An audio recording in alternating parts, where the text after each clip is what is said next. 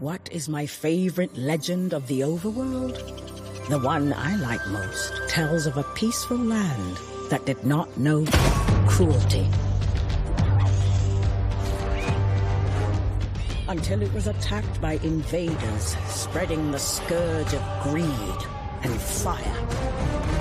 It tells of a world on the brink of disaster, rising to answer the call of a hero.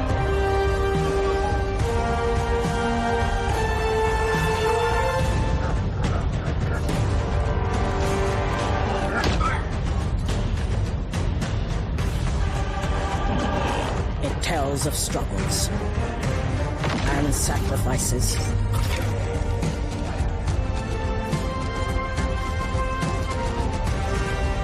But most importantly, this legend reminds us that hope can win the day.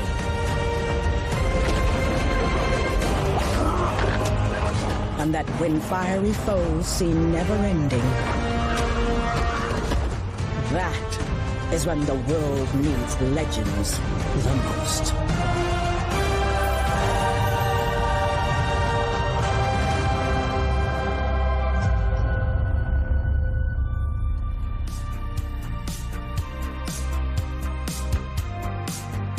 Watch out everyone, the Piglins are coming!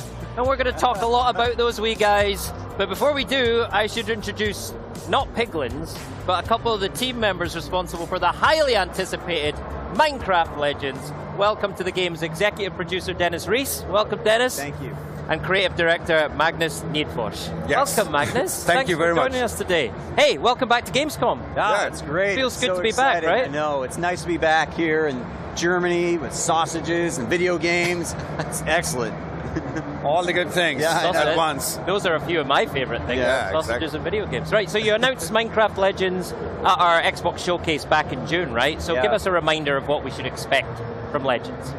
Well, Legends is an action strategy game based in the Minecraft universe that really encourages you to go out and explore the world and use all of these resources that you gather to help defend the overworld, which is being invaded by these horrible piglins. And yeah, it's a lot of fun. I think players are really going to enjoy getting out and playing the game. Yeah, well, it's a new game that we're developing at Mojang. We're doing it together with Blackbird Interactive. It is a little bit of a different game because the easiest way to describe it is action and strategy. So it's a kind of a unique combination of gameplay. Nice. So it's not the same Minecraft that we're used to, but clearly still set in the Minecraft universe, still got all the things we know and love about Minecraft. But it must be so exciting to take that universe in a different direction, right? So why did you choose to do that with Minecraft Legends? Well, with Minecraft, we really like to, at Mojang, we really like to create games that we love to play. And we're really passionate about strategy games. And years ago, people are sitting around talking about how they could bring a strategy game into the Minecraft universe. And the more talk, and it turned into something that we really wanted to do. And it was it's passion really that drove us to this legend. Great. And it's kind of within the Minecraft universe, you do kind of have this kind of blank slate, right? To create all these different experiences, right? Yeah, exactly. Must be fun to play with. Yeah, no, that's one of the great things. Minecraft is such a treat. It's like it's for everybody in so many ways. We do have, the original game that we usually call vanilla. We have done Minecraft Legend. No, sorry, we're doing that now. We have done Minecraft Dungeons. Yeah. And now we want to bring yet another game to broaden the experiences that player can experience within the Minecraft universe. So. Great. So once the idea or the sort of seed for Minecraft Legends developed, how did you build the team around it? Who did you bring together to work on the game? Well, we knew that when we started to go out and build this, there were a couple of problems we had to solve. Number one, Mojang isn't a strategy game developer.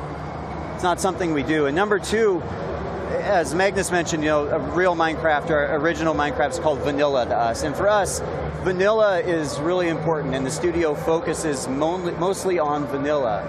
So we had to go find a partner, one who knew how to build strategy games, and one who really had a passion for Minecraft. And so we started looking around, and we uncovered Blackbird Interactive. Okay. They were known for making this strategy game called Deserts of Karak. And they were a pretty newly formed company at the time, but their experience ran deep with strategy games. And the more we looked at them, the more we realized how passionate they were also about the Minecraft universe. We really thought they could be a great partner for us. And so that's when we started moving forward. Right. And when we started to work with them, they also, you said they were already passionate, but they were also eager to learn what's the secret behind making a Minecraft game. So it's been super interesting to work on them. Like their creative team, just tossing ideas around. And could it be this? No. Could it be this? Yeah, great idea. And we are kind of like just throwing ideas back and forth, what's good for Minecraft and what's not good for Minecraft. Right. Yeah. It must be great to bring new people, new ideas into that kind of Minecraft melting pot. That must be a ton of fun, right? Oh, so much fun. And actually, the team started very small. Just a few of us kind of getting going. And then once we had a good idea as to how we wanted to progress, it slowly got larger and larger. And then, new people with a lot of new experience came on board. And I remember Magnus, actually. Magnus came on, 2-3 years ago? And when he came on, his experience with open world games completely changed how we wanted to think about Legends. And we were able to take a lot of his experience and apply it to Legends to really create a better experience. And I mean, and that's the story across the board with lots of the folks from the team as it grew. And I really enjoy it. It's been a great experience. Nice. Wow, Magnus. Yeah. Nice work. Yeah. Well, thank you. It's a pleasure to work with them, and the whole team is fantastic to work with. And as Dennis said, I came aboard a couple of years ago, but I also saw the energy that already existed there. Like everybody was so excited, and it was great for me to learn a new environment and a new type of games. I come a little bit from a different background. Yes, I made open world games, so I can bring that experience. But Minecraft is so different, so it was a lot of super fun learning for me as well, coming to Mojang. Really of course I played it almost since day one, because, back in the day Mojang was a studio across the street from me, so we've known it, I've known it for a long time, but just, getting to know it for real, working with all the creative people, both at Mojang, but as well as Blackbird, just, that's what I like to do as, in my creative leadership. I kind of like to lead teams, just get them together, but there's so much creativity going on, and I get that snowball effect of just talking about ideas and so on. It's so fun. That's awesome. He even listens to me, the executive producer, every once in a while. Every now and then. Every now and then. What a team, that's amazing. Now, speaking of the team, though, one of the things that fascinates me about this is that Blackbird are in Canada, right? Yeah. Magnus, you're in Sweden. Yes. Yeah. Dennis, you're in Redmond, near Seattle, right? Yeah. So you've got 3 completely different geographical locations. How do you pull all that together? Well, it's a lot of work and dedication from the team in general. But that's the thing, we've managed to change our hours when we need to. And also BBI has been very accommodating when we all need to travel to a location and be on site, work together. We just make it work. But really it comes down to that passion. And working together, let's say it's fun. We really enjoy each other's company. And what started as just sort of work relationships really has become more friendship. And so you're willing to endure some of that time zone change so that you can enjoy spending time. I stare at Magnus on his screen so much. Yeah, you're crazy. You kind of I don't know when you go up. It's often before I normally go to bed, so I don't know. But but you're up pretty late too, so it's we just make it work. Yeah, exactly. But making games is always a bit of a challenge. It's not easy to make these kind of games, but I think it's an all that struggle that you, as Dennis said, you make friends in real life and so on, and just get along together and have a good time. Struggles makes people come together in a good way. Yeah, absolutely. So, you talked about Minecraft Legends as an action strategy game, right? Why did you choose that genre? And tell us what that means from a gameplay sense. Well, So what we wanted to make sure that when we choose any games within the Minecraft universe, that they're unique and different. And really, you can look at Legends, for example. We did that where we wanted to bring a dungeon crawler experience into the Minecraft universe, and so in doing so, we wanted to make it feel very Minecraft. And that's what we did with the strategy game here with Legends. Is we really wanted to make sure that we are authentic to what Minecraft was as we bring it into a strategy experience into the universe. And I mean that's a big piece. What Danny said, like in the beginning, it was an idea that hey, we should have a strategy game within the Minecraft universe, and that would be cool. But another aspect of Minecraft is that we always have a hero character. So the hero character is there, and that's not common in strategy games. You usually control a strategy game by a mouse pointer or something like that. Right. So bringing that hero, like letting the player feel like they're part of the game world, is super important in all our games. So that kind of founded, hey, how can we combine these two types of game where you're one part hero-centric, but one part controlling armies and so on. That's really been really interesting. And when we kind of started to realize that, it's, hey, this is quite new. And as a game maker, when you find something you feel, this isn't, like there's not 10 games like that out there, then you feel like you're something on to something special. So actually it was, the thing that brought me really into this project was kind of my first day. Two of the team members just sat down directly, described the game to me, and I kind of like almost in that day felt like, wow, we have something great here, because I haven't heard anything like this before. And then we just kept rolling with that action strategy idea. Okay. So. This might sound like a silly question, but right, action strategy. Where do you find the balance, right? Because action is quite immediate, it's quite visceral. Strategy is a little bit more step back, assess the situation. So where's the balance in Legends?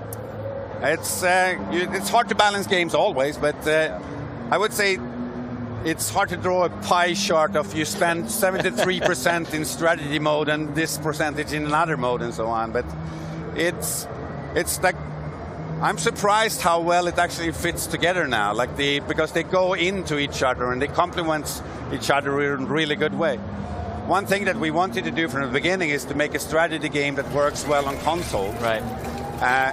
That's hard with the traditional, it's actually strange to think about it, but the pace of a strategy game is often higher than an action game, because you're so quick of scrolling around, maneuvering around with your cursor and so on, click, click, click, and you do very, very many actions in a very, very short time in a strategy game normally. So having a hero at the center that can't be there, actually, surprisingly enough, brings down the tempo of a strategy game, which is very well suited to make it play well on consoles by a controller. So just adding those two types, it was kind of a surprise. I wish I could be smart and sit there and say, yeah, we thought about that from the beginning. But sometimes you need to be honest and say, that's something that we discovered as we prototyped and developed the game. A wonderful discovery. Yeah, exactly. And that's one of the things I find really interesting about this is, you made the point, you're not controlling a cursor, you're actually controlling a character. You have to deliberately traverse the environment and, physically move within the game, right? So how do you handle that within the game design, like actually getting around the world? Well, it was actually really great because it's easy to navigate as you go about and run through the world. You are on a horse within Minecraft. That's possible in vanilla, but here you're always on your horse. Right. So you're able to navigate all types of terrain quickly, get to where you need to, execute your commands, and then also there's other areas in the game that as you're running through the world, you'll uncover new elements. Like, for example, we have speed wheat, which gives you an instant speed rush, or actually mushrooms within the world, which allows you to jump extra high, and then you can use those abilities to access other areas of the world in quick or strategic ways. Oh, and given that you've gone in a slightly different direction here, a different genre, what inspirations did you pull from within, other things you've done within Minecraft as well, but then maybe some external influence as well, other games? Yeah, well, for me, I really look not to external games to make this reference, but more internal. Minecraft Dungeons taught so much to our organization onto how to bring a new game that is not your traditional Minecraft experience, a dungeon crawler, to the players. And like I personally think we learned so much just from that game alone that we're applying to Legends to make sure that we can bring another game in the right way. I would definitely say that's a great reference. Yeah. Well, inspiration on the creative side, obviously, as you mentioned, Minecraft in general, like all our games, we want to stay true to, creative people are so fluffy and it's hard to tell, but that Minecraft feel, it's like hard to describe in another way. Otherwise, but you know it immediately. Exactly, we know it immediately. But other than that, I don't want to point out the special game because, as we have been talking, it's kind of a unique combination. It's not like any other game out there. That's rare. But of course, there was a few games like this in the 90s, in the early 2000s. Not very many, but technology now makes it possible to push that even further. We can have more troops and so on. So I can't say there's a one game or several games, but just play a lot of games and enjoy them, and you will draw inspiration from so many things. One thing as a creative, I think it's unusual to hear that people, but I like to think about you should draw inspiration from things that you don't think is that good either. Mm-hmm. So when you play games that you feel like, I'm missing something here, what can I do to make this a better game as well? So it's kind of strange to be inspired by bad things, but that's actually true for myself. Yeah, that's a super constructive way to be inspired, right? Yeah. It's building on something. That's awesome. So when you think about the player you're aiming for, is it more of the sort of classic Minecraft player, or is it more of a classic strategy fan? Yes, it's all of the above. Yeah, that's one thing, is that we really wanted to create an experience that if you're not a strategy game player, that you can enjoy. Right. And if you are a strategy game player, then we'll give you a great experience that you can enjoy as well. And I think that we're really nailing it. Like it's coming along. I was not a traditional hardcore strategy game player, but I found myself really, really enjoying what we're creating to the point where I've started experimenting and playing some other games now, and it's kind of broadened my exposure to the genre. And so I have a feeling there's going to be a lot of other players, similar to me.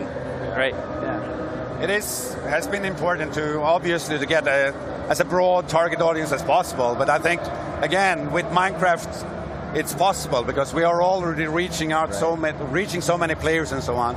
So obviously, all the players who knows Minecraft now get a new way of enjoying Minecraft. But at the same time, it's super important to remember that even though a lot of players play Minecraft or have played it in the past and so on, this game is also totally possible. You don't need to have played Minecraft. You don't need to know what Minecraft is to enjoy this game. You can come in, and this game will help you to understand what the Minecraft universe is and bring you into the wonderful, thing we have going on there. Excellent.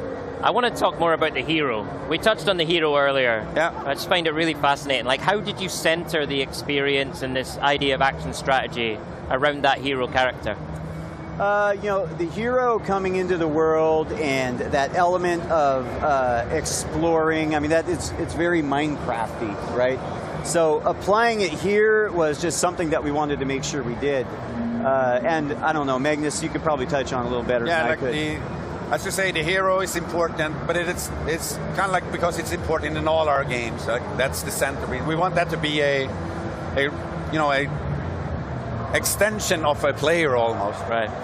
So the kind of like there is a story told about hero coming into this legend and so on, but the game structure is relatively open, so you can play it however you want, in the order you want to, and so on. Okay. And we'll push on the story depending on what actions you take with your hero. So you move through the story in the campaign. But at the same time, as we want that to be the core of the game, it's not in gameplay everything. It's so much more about that you are a character coming to this world and uniting everybody who is here against the threat that the Piglins are. So you need to come here to make a lot of friends, and they will, together with you, help you to defeat the Piglins. So it's not about getting stronger or you're not getting a new arm or anything like that. Yeah. It's more or less make friends, you know, play around with them, have a good time, and defeat the Piglins together. It's a great message, though, isn't it? It's like it's almost like you're building connections, you're building alliances, you're uniting people against a common enemy. I didn't think about this, but I said before, like, it's kind of like game dev. I said, like, struggles makes you come together and you're able to overcome obstacles.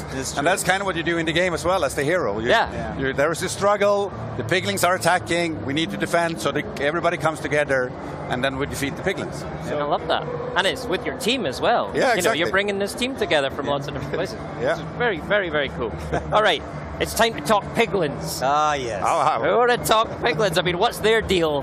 And why did you choose them as the bad guys? What's up with them? What's up with the Piglins? You know, Piglins exist in vanilla. Yeah. And they were great for us to bring them out into Legends and expand on them. And so, you know, there's sort of different versions of what Piglins exist in Legends compared to what they are in vanilla. But they're, you know, these horrible, mean, kind of ugly, cute characters that look like they really stink. But it's just they sort of invade, and they're just causing nothing but problems. And, you know, here they are in the overworld, destroying it. And that's where you, the hero, comes to play to try to, you know, unite that overworld and take them back.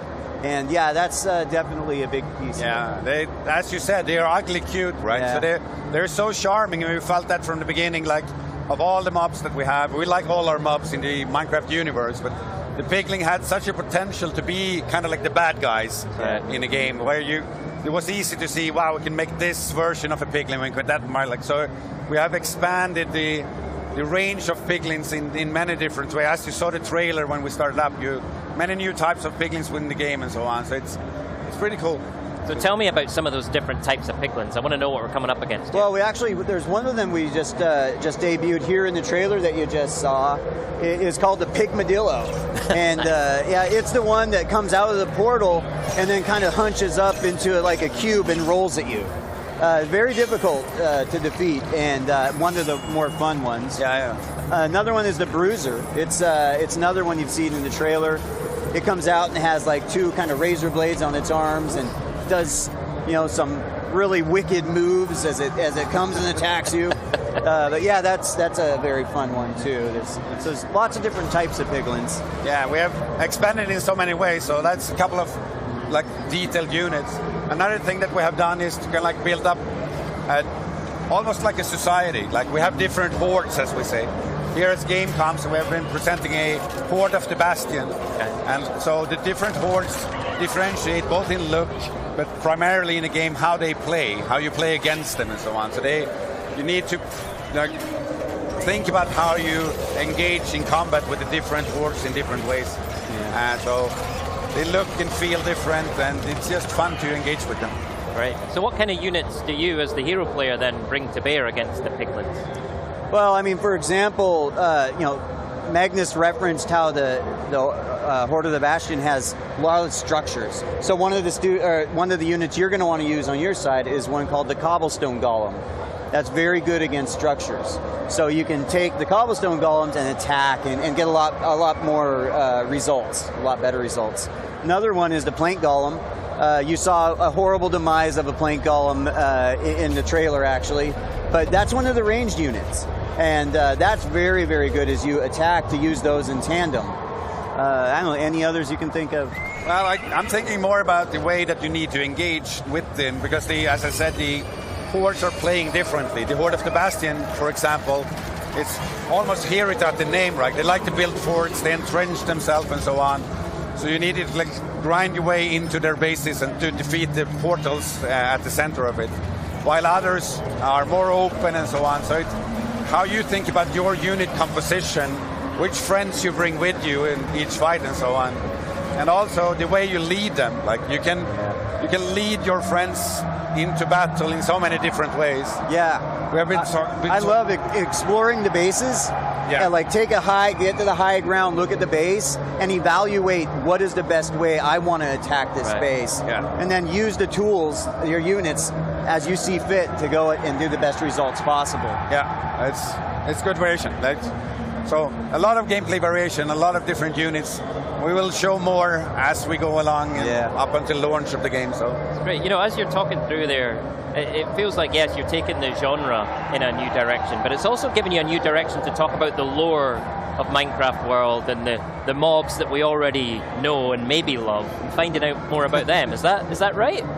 Yeah, absolutely. Yeah. It's like part of that Minecraft feel I'm talking about. You could call that for lore, but we want to have a little bit of a mystery going on around what's going on in Minecraft and so on. And that's how we work with it. So we are kind of like doing things in the different games where you can find hints of what's going on in another game, and especially our community, they are so good at kind of like trying to figure out what we want them to figure out and so on. Like, so we bring some secret messages and they try to decipher them all the time. And it's like, I want to be clear, when we announced the game, I mentioned that Jens had his shirt on, which was a hint as to what Badger became today. None of us are wearing any sort of hints about future games, so just letting you know. I've been very closely examining Magnus' t-shirt here, trying to figure out.